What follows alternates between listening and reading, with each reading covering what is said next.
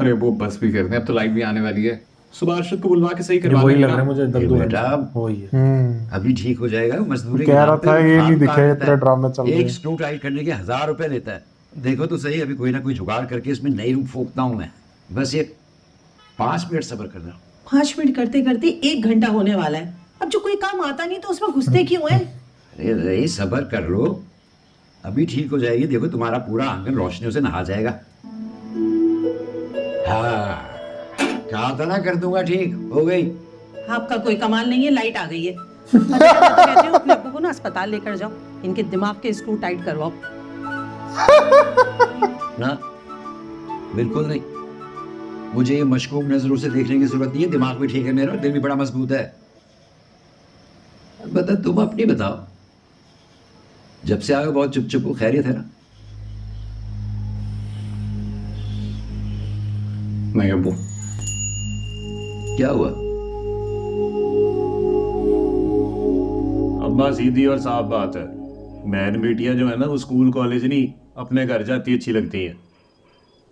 मीनू की तो शादी की उम्र निकलती जा रही है। 2-3 लड़के हैं मेरी नज़र में। मैं तो कहता हूँ इसको इसके घर का करो, ताकि तुम्हारी जिम्मेदारी भी खत्म हो और हम भी सुकून से सोए।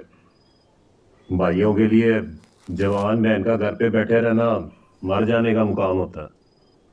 लाला ठीक कह रहा है। अब्बा, मीनू की शादी करवा और अपना पीछा छुड़वा। क्यों वीर मोहम्मद? हाँ, सोदा ने ठीक पीछा कह रहे हो छोड़ तुम दोनों।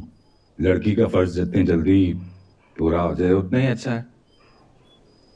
मौलवी यूसुफ से सुना था मैंने ये भी कि बहुत जो जरूरी बाप ड्रामा है बेटी का उड़ाने की फर्ज टाइम तरह। पे पूरा कर देता है, उस पर दोजख की आग आराम हो जाती है। हाँ अब्बा, तू भी अपने लिए दोजख की आग हराम करा ले। जिंदगी मौत का कोई भरोसा नहीं। मीनू की शादी किए बगैर मर गया तो आखिरत का काम तो खराब हो जाना है।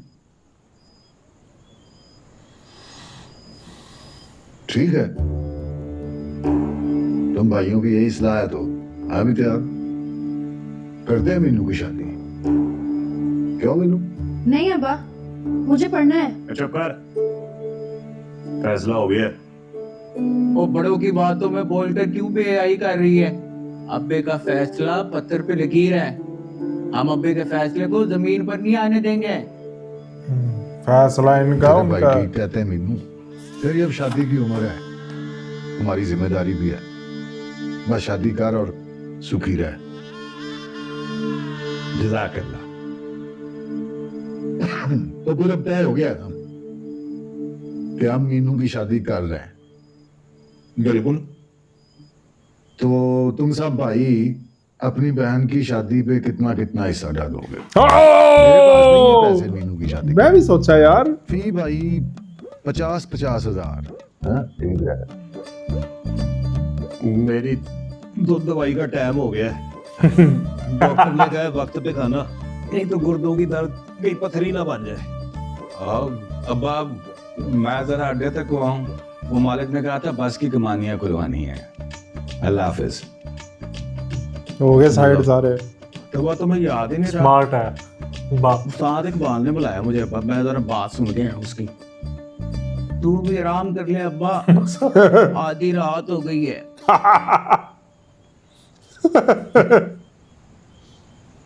ये इलाज था इन निकम्मों का।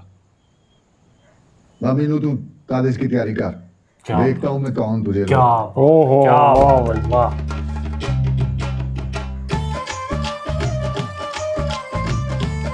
बस उसकी बात में जल्दी मरना चाहिए ओए। बेचारी क्या करेगी। वही ना, सिर्फ इस आदमी के शक पे तो मैं स्टैंड ले नहीं सकता। उसके पास कोई सबूत होता तो ही बात आगे बढ़ सकती थी, लेकिन यहाँ पे सिर्फ उसका शक है कि डॉक्टरों की लापरवाही की वजह से उसका नुकसान हुआ है। क्या तुम्हें उस आदमी की बातों में कोई वजन लगता है? हो भी सकता है, नहीं भी। मसला ही सारा सबूत का है। बगैर सबूत के मैं जिससे भी बात करूंगा वो उल्टा मुझे ही आंखें दिखाएगा।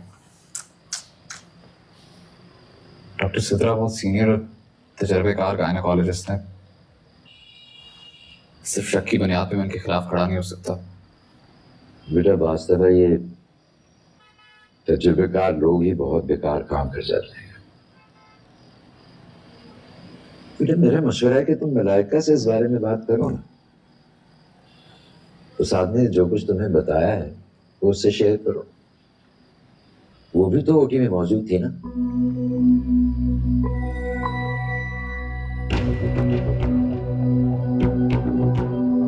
क्या हुआ? OT notes. समझा नहीं, समझाओ। वही तो। वो आपको वापस आके समझाता हूँ।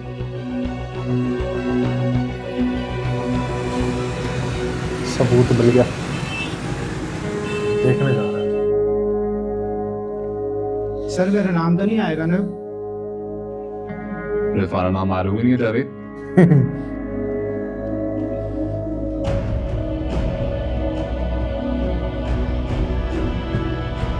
ये देख ले,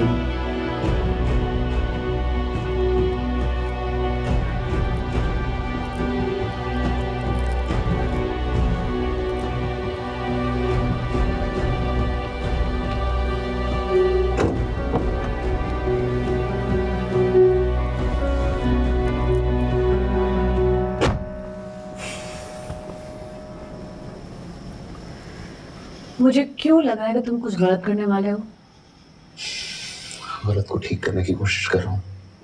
यार चिंबरवा मत देना। अरे तुम्हें कुछ नहीं होने दूंगा।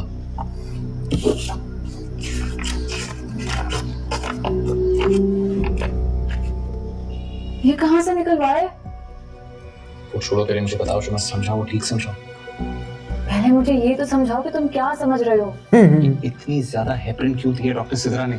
उस मरीजा की मौत हेपरिन की ओवरडोजेज की वजह से हुई है ना? मलाइका मैं ठीक कह रहा हूँ? मुझे नहीं मालूम।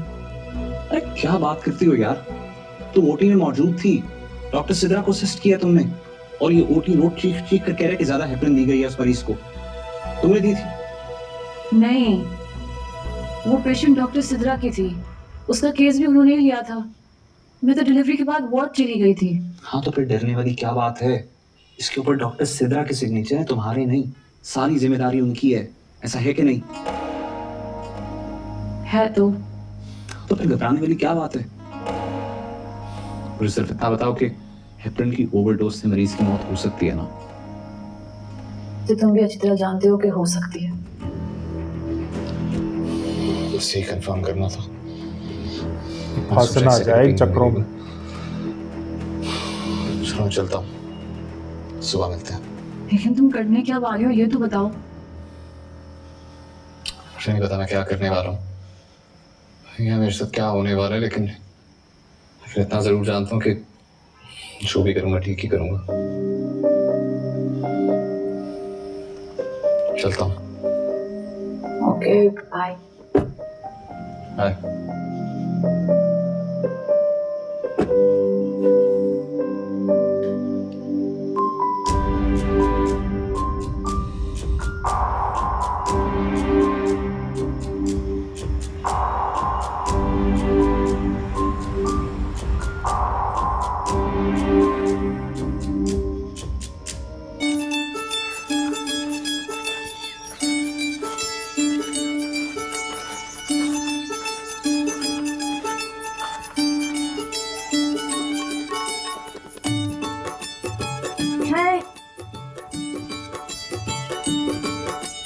ये लो मेरे बच्चों, अभी इसी पे गुजारा करो, मैं और लेकर आती हूँ।